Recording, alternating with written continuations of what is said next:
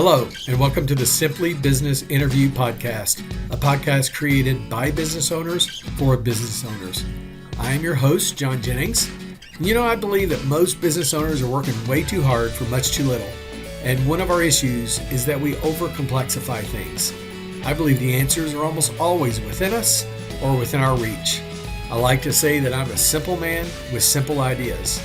So welcome to Simply Business. All right, today we are joined by Ben Townsend, who is the founder and CEO of Tracker Products. Ben, thanks for joining us today. I've enjoyed getting to know you a little bit and look forward to hearing more about your story and your journey as an entrepreneur. First, just tell us a little bit about yourself and your company. Yeah, so I don't know how broad you want me to get on this, but I've lived in Northern Kentucky my entire life. I think within about 10 minutes of the same spot all the time. So I'm a Kentucky native, but I love to travel all over.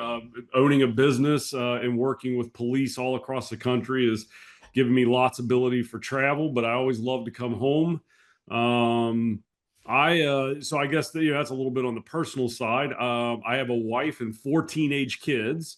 So we've got a lot going on in that world right now. And actually, I say teenage, one of them is now 20. So I've got one that is not in the teenage years. And my background is coming out of high school, right in the middle of college, which would have been in the mid 90s. I started my own computer company, having no idea what I was doing. And 30 years later, I'm still in business for myself. So I've been doing this for a very, very long time. Yeah. So tell us what does Tracker Products do? You serve the police, obviously, but tell us a little more. Yeah. So to even dig into the background, because this is a little bit helpful, in the late 90s, the internet started to become a thing. I mean, I've been around long enough that I was there when internet and AOL and CompuServe, if you remember all those names, were just coming onto the scene. And so as part of my computer business, I started to get into Windows servers, email servers, web. I loved web stuff. The idea of the web just really fascinated me. So we started doing web hosting for a bunch of clients, which was pretty common. But I even knew at that time that was just a commodity and people could pick up and move around. And so, we were looking for some way to build something to where people couldn't just pick up and move around like a website would allow them to do. Now, I had no idea it was going to lead to evidence management, but in 2004, we had a local client ask us to go find an evidence management platform. And so somebody working for me simply went out to find a product that existed. And when we couldn't find one, long story short, we decided to build one. And I wasn't really in favor of doing it, but we did it. And 6 months later, we're still building, and we weren't making any money on it. And we were so far underwater. I was looking for a way to get out. So we started looking to resell to other PDs, police departments in Northern Kentucky, which was one step short of let's toss it out on Google and see if we can find a market for this. And when I say I had no idea what I was getting into, I legitimately had no game plan whatsoever. We were just trying to exist. And that was 20 years ago, almost 1,000 clients ago. We sell to police departments and even private entities all around the world. So I wish I could tell you I had some idea of what this was going to become. I would be lying if I had any idea where we would be at today, because I really did not. Yeah. Well, you just struck on one of the fundamentals of building a good business. Whenever I talk to people about ideas that they have, there's that, do you have a passion for it? You obviously had a passion for technology and the internet. Yes. You had a passion for it. Do you have the skills to do it? Obviously, you had the skills to do it. And the third is there a market for it? And that's the one people often forget. People go, oh, follow your heart, chase your dreams. Well, no, right. not if no one will pay for it. That's right. And you found something there that, hey, people would pay for. And God bless you for that, because you just turned that into a tremendous business with over 1,000 clients. And how many people do you employ as part of that? Yeah, so we have 35 employees that are all. So what's fascinating about that is we don't even have an office anymore where everybody meets. I mean, up until 2018, we had an office in Erlanger, Kentucky, and we Mhm. were hiring people in the Cincinnati area. So before COVID even hit, it began to become a real struggle to find talent in a growing company that was in Cincinnati. I mean, Cincinnati is not known as a technology hub of the world. And so, it was difficult getting high quality talent. And so we started to consider maybe it didn't matter that people came to an office to work. So we started hiring people remotely. And then Mhm. by 2019, we were shutting the office down. We just decided to go completely remote, which was, 1 year before Perfect timing. COVID hits. And like everybody is scrambling for what to do. And we were already working from home. And so it was, other than kids being there all the time, it was not a disruption in our business at all to send everybody home because everybody was already home. And at this point in time, our ability to hire people, so we just hired two programmers.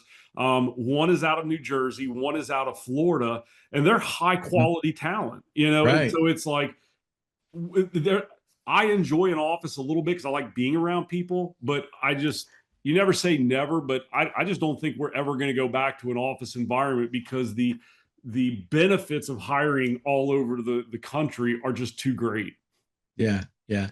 Yeah, I think the trade-off comes in the challenges of building a culture. And I know that from our conversation before, culture is very important to you. So Oh man. what are you doing about that? How are you addressing that challenge? That is, I mean, listen, all I can say is you're absolutely right. That is the most difficult thing we face is while you get the benefits of hiring anywhere, you don't have an office. At the same point, you're not sitting and directly engaging with people. So it's hard to even build relationships. And so there's a couple of things we do pretty consistently. Number one, we get everybody together in Cincinnati once a year. And the Mm. entire focus of it is just to bring people together. I mean, we talk about the company, we talk about things we want to improve on, but primarily it's meant to just get everybody together. So that's once a year. And then every 6 months, each of the teams get together. And so at Mm. least twice a year, you're face to face with people. And then every week, we have a company wide phone call on Zoom. And these are really lighthearted. They're meant to be fun and engaging. We try to get people to talk and interact with one another. So yeah, you got to work hard to do those things because most people don't like Zooms and Yeah. but we've got some people that work really hard to make those engaging and fun so that people feel like they're getting to know and interacting in people's lives even though they're thousands of miles away. Yeah. I'm part of a coaching organization. We're all independent coaches, but we try to build that culture. And we have a monthly meeting. And Yeah, sometimes we'll just break people out uh, sure, into rooms, 4 or 5 coaches in a room, random, and just, hey, here's a question for you to ask and, sure. and to talk about it. And just, chances are you're going to meet a few people and get to know people a little bit that way. And it's not the same as being in Right. person, but it beats just emails for sure. Interestingly, very recently, one of our admins made a suggestion of starting a coffee chat. And so Yeah. the idea behind that is you break everybody in the company up into teams of 3 or 4 people, and you're constantly rotating. So every time you do a coffee chat, it's different people. But they give us like 5 questions. And within a matter of 30 minutes, you're going through these 5 questions and everybody's answering them. And it may be as simple as what's your favorite beverage to drink? And Yeah. but these things turn into a really fun time of getting to know people. And in reality, if you're in an office setting, you may not even do that. So the fact that we have to push ourselves to do that, we may, I'm going out on a limb with this. We may be doing things that you don't normally do in an office because of the convenience of being in an office together. Right. Yeah. I've got another client that they're all virtual as well. And they sometimes they call them breathing sections. They'll just all get on Zoom and then they just go on and just, it's almost like a virtual cubicle kind of environment. Sure. Yeah. They're not really talking to each other, but they're Yeah. each individually working. And then someone will say, hey, and ask a Right. question like you would across the cubicle wall. And, Sure. it's interesting. They're just there's lots of different ways of trying. It's not going to be the same, but it's never going to be the same. So, Right. quit. I would say quit whining about what you can't change and figure out how to Just the make it way it is. You make it got to work. work within it and figure it out. Yeah. So, you 20 plus years ago, you started this business and and you you actually 30 years ago, I guess, and then Yeah, 20 years ago, kind of turned into that's right. the police application. Yes. Um, when you started the business, and I know it's harder to think back that many years, but what was the biggest surprise of, before being a business owner to after being a business owner? What were you maybe not expecting? Well, I think what's interesting about that is, I mean, I started at such a young age. I just didn't know anything different. I mean, in Mm, reality, I'm 50 years old. I'm thankful to be 50 years old. But when you consider you're 50 and you've spent 30 years operating your own business, in reality, I started when I didn't know anything. I didn't know yeah, anything about anything. And that's one of the great things about starting young is you typically have a lot more energy and you don't know what you don't know, so you're not even aware of what all the barriers are and the difficulties you're going to face. And so I think what's sort of interesting about that question is it's when I look back over 30 years that I have a much better assessment now of just what I didn't know. mm, And I'm also thankful that I didn't know the things that were going to be hard, because I might have been less likely to yeah, jump in. Like had you told me on day one, hey, when you get married and have kids, there's going to be times where you're not taking a paycheck. Like I mm, might have been like, whoa, wait a minute, right, hold on. I thought owning your own business automatically meant some level of success and prosperity. And all you had to do was throw out your widget maker, and immediately everybody was going to be interested in that. And yeah, that, obviously that is not the case. yeah. And so it took a long time to learn, and I'm still learning. So, what was your original question? I'm trying to think back to what Well, you just were asking. what that's unexpected aspect of being a business owner, and I think you just Everything, hit like on it. everything was unexpected. I didn't know anything. And it was, to be honest with you, you could go to school for years and learn a lot of intricacies. And again, you can launch out into business and just simply have no idea what you're doing. Some of the brightest minds start businesses and fail them all the time. Yeah. And so, I think for me, there was just a tenacity that I wasn't going to quit. I was Mhm. very passionate about what I was doing, and I had purpose. I think that in the end, that was the ultimate driver. Was I felt like I had purpose in this world and what I was doing, and so even when it got really tough, I didn't know any other thing, and I wasn't going to stop. Yeah. Did you find greater purpose when when once it took off this police solution? Because I mean, at one point you were doing more general internet stuff and web Yeah, hosting, and I've been in that kind of world. And then I've also been in the world where we were serving government, serving the army, serving the yeah, police, serving the FBI. Um, and I know for me, there was this aspect of greater purpose when you're serving a clientele that has a sure. greater purpose. Did you find the same? So Or did you I find don't the know. same? Yeah, we'll see what you think of this answer. I found purpose at the bottom of the barrel. Like I can tell you when I finally feel like, not I feel like, I know I found purpose in this world and in this business. I was ready to quit. So it was around 2008. We were 5 years into it. I had these expectations that this was just going to blow up and everybody was going to be interested in it. And man, it took years, because we bootstrapped. Like we don't have any Mhm. investment dollars from anywhere. Right. Everything we done has been bootstrapped. And so I expected success. And so some years into it, when there was not a lot of success, and there were a lot of people like, what are you doing? Like, are you even going to be able to pull this off? Mhm. I was actually about ready to quit because I felt like I was wasting my time and there was no value and purpose in what I was doing. And so interestingly enough, it was a pastor at my church when I sat down and just, I just sort of confessed that I think I'm wasting my time. Mm. And he helped direct me in a way where I was like, oh my goodness, like we can have tremendous value and purpose. And I felt like there was value and purpose in the law enforcement community. I felt like what we were doing, but I didn't have purpose in life. And Mm. so that is very different than maybe, if you don't have purpose in life that is driving purpose in business, that is driving your daily activity, none of it's going to matter anyways. And so Amen. when I began to find purpose in life, it all trickled downhill. And that did not mean immediate success, by the way. That All was right. not like, oh, great, now you got it. Now that's what everybody needed, was that you had purpose.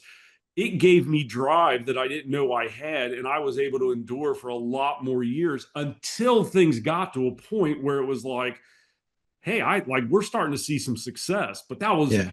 man, that was most people think you start It's a business and it's overnight. I like the Dave Ramsey quote, like, I was an overnight success 20 years in the making, right? yeah. Like, it was like it took 20 years to hit that overnight success, that so many people looked at it and were like, oh, you're successful. How did you pull that off so quickly? And it's like, oh my goodness, if you only understood, Right. that is not the story for most people. Yeah. And the uh the drive and tenacity and everything that takes to get through those first year, 2 years, 3 years. Every business Yeah, is different, but sure. it's I I seldom see, and I've seen a few, someone who just like starts a business and instantly is like rounding third, hitting home runs. It just doesn't happen very often. Those are unicorns.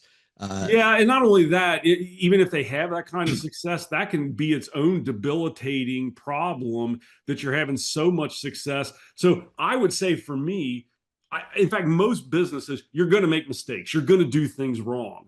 I have sure. valued the fact that I've made those mistakes and learned those things when we didn't have a lot going on. So if I think about bringing on equity, like, in the world we are, especially technology, SaaS software, there's Oh yeah. such a pull toward, you need private equity, you need to get money, you need to ramp this thing up. And I'm like, in hindsight, what I would say is, all of that would have done was equip me to make much bigger mistakes than what I was capable of making at the time that we were making them. So we were making mistakes, but by and large, they were a lot smaller. And I was learning things that were going to become very valuable when I hoped we have money down the road. So because of those early mistakes, now that we're dealing with more income, I'm like, yeah, but man, I remember the early days, and I'm not going to change just because now we're doing $5 million a year in business, not 50,000 a year, which is what Yeah. we were doing early. Like just to get to $50,000 in the first year was incredibly difficult. Hmm. Yeah. That's and it just ties back to, you know that what you're talking about, the purpose and knowing that you're doing good things. I mean, you're feeding people, you're putting food on the table of your employees, All right. in addition to helping law enforcement and all these other things that you're doing. There's pressure that comes with that, but there's also a very rewarding aspect of that as well, I know. And on a side note, I work really hard to speak into and come alongside the people that work for us, because I want them to have purpose too. This is not, a real quick side story. A couple of years ago, I lost a developer. He moved on, took a much higher paying job, which I understood. But he and I were having lunch. This is when I was going through the whole, what is my purpose? So when I began to find purpose, I had lunch with him, and I'm like, I asked him one day, just sort of matter of factly, what do you think the mission and purpose of our company was? Like, this is like, right, like Mhm. if you're in Yeah. business, any employee in the company should be able to say, well, here is what the mission and purpose is. Yeah. And I kid you not, he hit me right between the eyes. He just answered the best he could. He's like, well, I just assumed the purpose of the business was to line your pockets. And Well, I was like, and there. wow, what an answer. And I'm like, oh my goodness, when you look at what we're trying to accomplish, and in giving of what we've got and being stewards, and we've got a much higher calling, I was like, oh my goodness, if that's what he believes, what does everybody else believe? So that's when Yeah. immediately I got hit in between the eyes of, Yeah. hey, you as an owner can have a purpose, but man, if you're not coming alongside your people and constantly talking about what is the mission and why we're doing what we're doing, they could be operating in a world where it's just lining your pockets. And Yeah. if that was true, that would be one thing. But if that's the furthest from what you're trying to accomplish, no wonder people are coming and going all the time, because they don't find value in what they're doing. And I was like, it was, what a thing to learn. Yeah. I had a similar story, and I wasn't the owner of the company, but uh, I asked the technicians who were doing our field work, and I got that as an answer, and then like and then because they felt, well, we're just here to make money for him because he's making a lot. He drives around in his Bentley and in his Mercedes, right? And we're scraping by. And I I was said, gonna well, say, but John, I'm driving an F-150 with 200,000 miles on it. I don't have a boat. I've got an old camper that my family and I were using. I was like, I'm not living in the lap of luxury. So it's like, right. but again, the point is, if you don't inform people and talk passionately about why you're doing what you're doing, they're going to default to the lowest common Yeah. denominator, and that's it. Yeah. And that was actually where I was going. I said, well, what do you all do? What do you do for our clients? And our clients, our biggest client was the FBI. Yeah. And we were responsible for the platform that they did all their secure communications, between offices and Yeah. headquarters and all that kind of stuff. And so they said, oh, well, we hang monitors and install equipment and Right. Yeah. and I said, you know, you guys realize that you're putting in technology that enables our top law enforcement agency to catch bad guys, Yeah. and to fight terrorism, because that company grew tremendously after 9/11 because Yeah. Because it they blew up. they weren't communicating effectively. That was one of the Hmm. big commission report things, was that Sure. the agencies weren't communicating effectively with one another, and so the FBI spent a lot of money on our technology to Yeah. to improve communications. Like, that is a higher purpose. I mean, that you're helping Sure. the good guys catch the bad guys. You should feel Yeah. good about that. And Yeah. they never looked at it that way. They just, oh, we just pull cable and install equipment and When that is somebody's outlook on things, they're a lot less committed. They can pick up and move anywhere else, 100%. because it leads. And I didn't know that. I didn't know that for so many years. And when I began to learn some of those basic leadership principles, it began to change our company. I would say the most common thing I faced prior to figuring out purpose and talking into employees' lives was I couldn't keep people for years. Like, it was every 2 to 3 years we were rotating our entire employee base. And today I've got people that are on the verge of passing 9 years. Like Yeah. a handful. Like, most of my leadership team has been with me for north of 7 years. And so, like, I can't attribute to anything. It's not anything I've done. It's helping people find value and purpose in Yeah. what they're doing. And when you Well, I do think it that, is something you did. You discovered that, and you now that's true. and Yes. you did the second part, which a lot of people forget, is you figured it out for yourself, and then you imparted it to your people. That's When I first had the purpose, it took me years to figure out that you yeah. got to share it. And so I think the joke, and I don't know, I sort of feel like if there was a college course on all of this stuff, I missed the first year of it. There's And it's not. like, but I think some of that you learn it in the school of hard knocks. So I joke that I've got 20 master's degrees on the wall of, like, and they're like, what are you talking about? I'm like, from the school of hard knocks, I can tell you in finance what not to do and what to do, leadership, what to do and what not to do. And it's just been learned over 30 years of doing it. Yeah. Yeah. Well, it's change topic a little bit. You mentioned you have got teenage, and now teenage plus 1 years, Yeah. kids and marriage and everything else, and you travel the country and you do a lot Sure. of stuff. How do you find balance? And however you define balance? Yeah. Um, I wish that was easy to come. I mean, it is significantly better today because the demands aren't me were as great as they were in the early years. I mean, when you're a young starting company, generally you wear every hat. And Yeah. so sales, marketing, answering the phone, when you've got 35 people now and you can hire people strategically, the demands on me are not as great. So I'm able to have more downtime, but I will say you got to be committed to that. You got to know what balance looks like. Like you got to talk to your wife. Like Yeah. you could say, I'm in balance. And she's over there screaming, this is anything but balance. The same thing with your kids. Like, Yeah. so here's one of the things I did that was a little odd when my kids were growing up. All right. And I did do a lot of travel.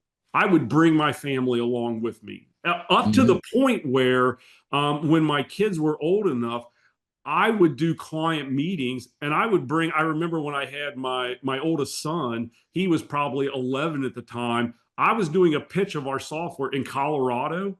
I flew him out with me. I took him into that meeting. And like I didn't even care. Like if somebody would have been like, why are you bringing your kids? I would have been like, I want to spend time with my kids. If all I do is run around the country and don't make specific time for them, they're going to grow up and not know anything about me because my tendency and propensity is to just sink myself into the business, and I didn't want to be that way.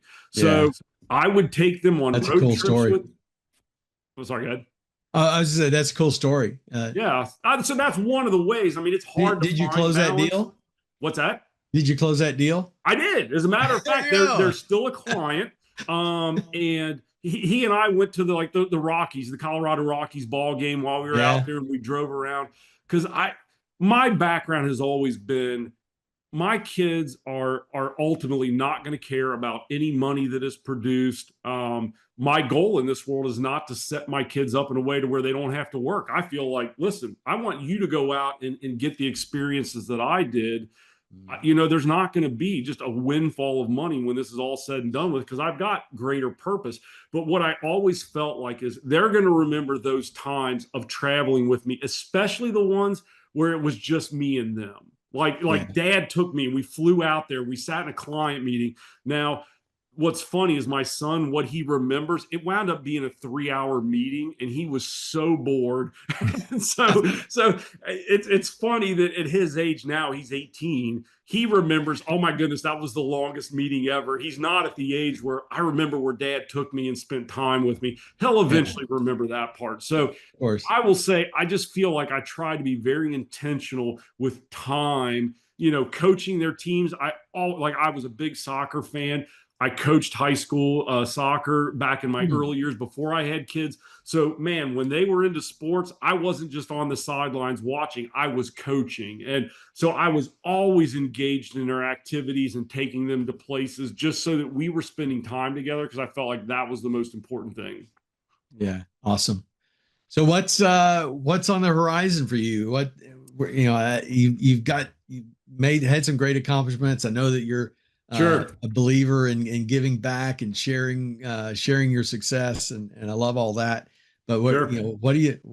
what's next for Tracker Products? So here's the biggest thing that I would say on the horizon, probably two things specifically.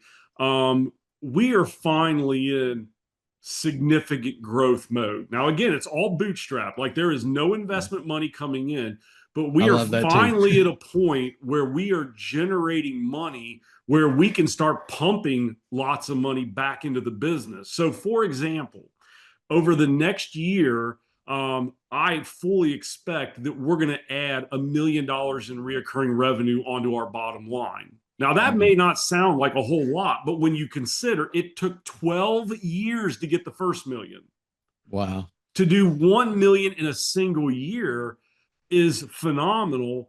And we have a 5-year growth plan, which I think now we can far more accurately project our growth and what we're doing because we've got historical numbers to Yeah. run with. I think we are going to double in size within 5 years. So to go from 5 million to 10 million, these are numbers that even in my mind, like somebody that runs $100 million company may not think much of that. But man, when you started with nothing and you're Yeah. trying to get $1,000 deals, to be sitting here talking about $10 million in reoccurring revenue and pushing towards 65 employees. That's like pie in the sky for me. Like things, again, that I would have never imagined. But, if I could take a minute and share what I think is the bigger thing for us, that purpose I was mentioning earlier, um, was a belief that God had purpose in this company and that this wasn't just software for trying to make people rich, that this business is a ministry. And so I operate this business with a ministry mindset where the purpose of this company is not to fund and fuel extravagant lifestyles. Now, I want the people in our company to do well, but my purpose in this world is funding kingdom ministry, which is gospel driven organizations that are out there trying to make a difference in people's lives. So I've got my job. So this is what's been on my heart. God has given me a specific role of being a leader in a company. I didn't realize till 15 years into it almost that you could even have business as a ministry. And so now my wife and I are focused toward how do we give away $100 million? All right. Now, when you're sitting here at even $5 million a year in reoccurring revenue, $100 million sounds extremely dumb. But I have felt that for the last 20 years. And so I have simply laid it before God and said, all right, God, I'm going to do my thing as you've equipped me, but I can't do what this thing is here. But you've laid it on my heart. If you give us the ability to do it, we are going to use this business to fund kingdom-minded people. And that's what we've been. So that's the thing what I have learned is that, we don't go out and just hire Christians. Like that's not our mode at all. We hire the best people that we can, and then we tell everybody when they come in the door, regardless of what your background or faith or persuasion is. It makes no impact on us hiring you at all. But I want you to know where my heart is. And what I found out, this was the thing that has blown me away the most. You take people that may not even believe in what I believe, but you give them purpose in this world, and they act differently. Like people that don't care about like what I believe in God at all. It doesn't matter to them. They have purpose because I sit down and tell them, you can be an admin, you can be a collector, you can be a salesperson. You are a piston in an engine that is trying to accomplish big things in this world, not line my pockets. And I could not. That made me scared to say that to people for many years. So when you said that a little bit earlier, like sharing it with people, it wasn't like I was like, oh, I just don't know to share it with people. I actually was worried about how people were going to react to that. Yeah. It was so dumb. Like, it was like, are you kidding me? Well, I don't know. You didn't work in corporate life like I did. I spent 20 plus years in corporate life, and that was so squelched in that environment. Yeah, right. You can't share that. You can't say that. And that's one of the things that's freeing about being a small business owner or me self-employed. I can share that as much as I want. And I'm glad you shared that. I was hoping you would go there because I knew that about you. And I actually got chills when you said give away 20 million. Was it 20? No, 100 million. 100 million. When you said that, I mean, I literally got chills. I mean, that's like crazy to think about.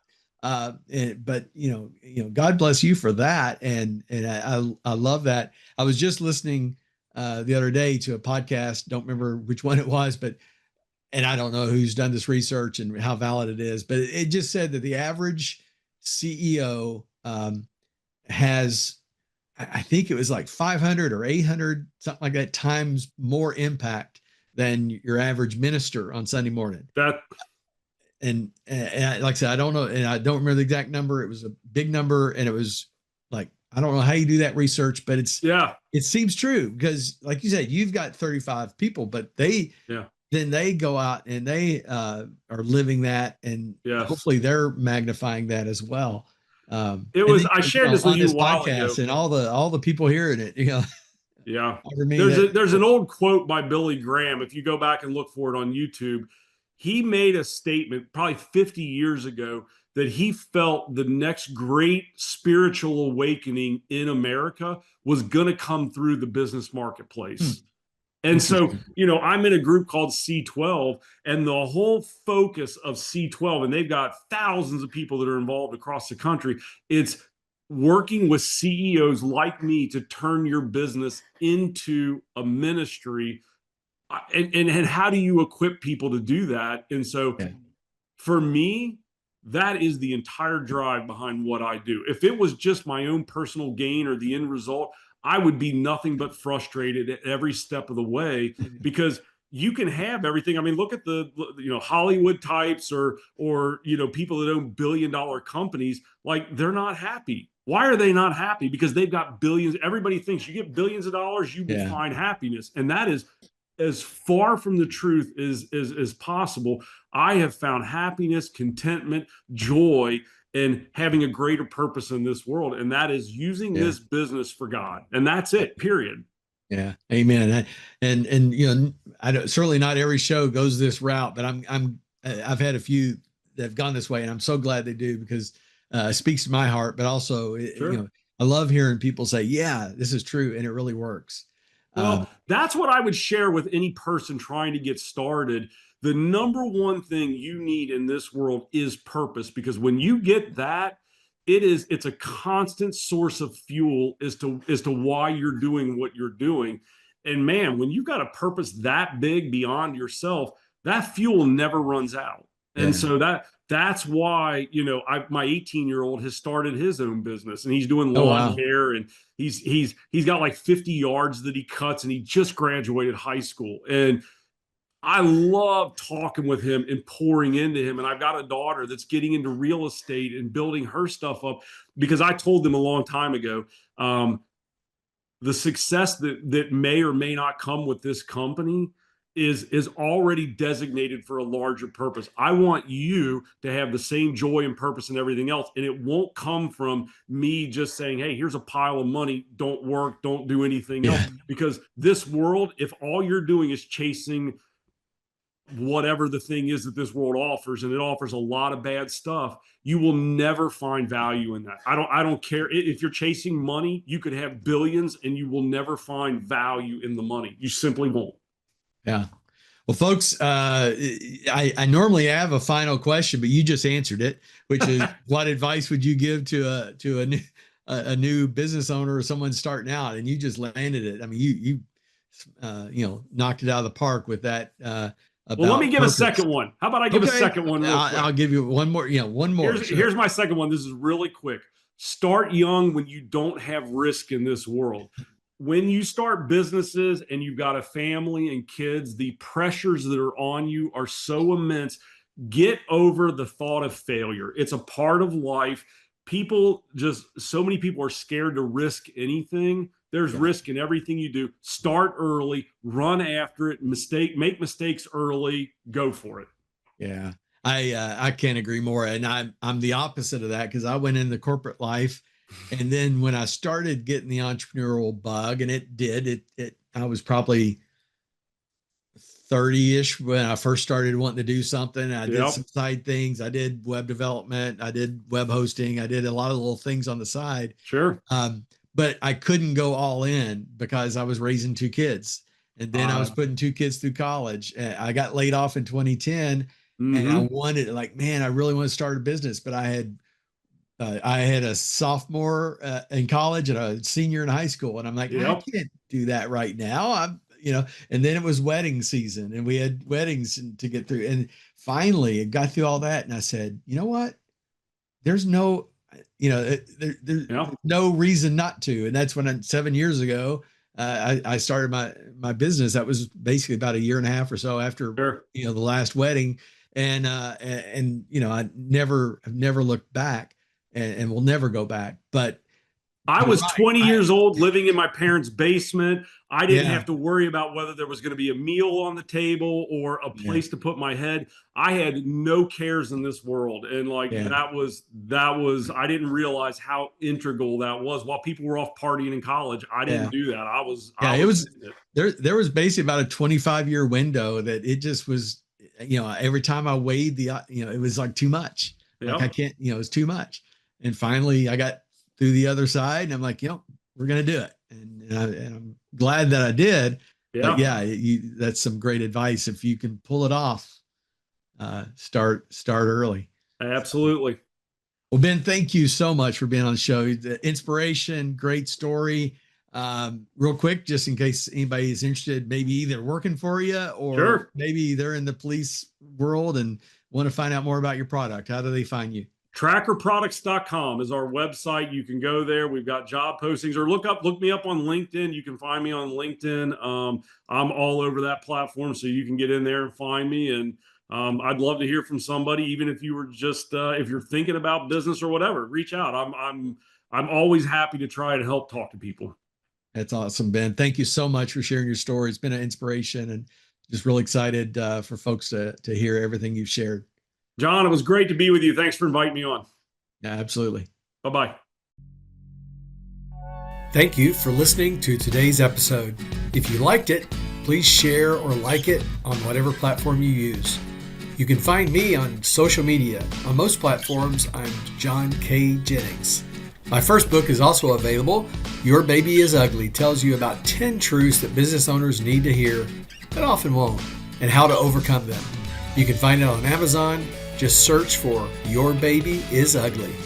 And be watching for our next episode, where I'll interview another business owner who will share their stories and insights into what it's like to create a great business.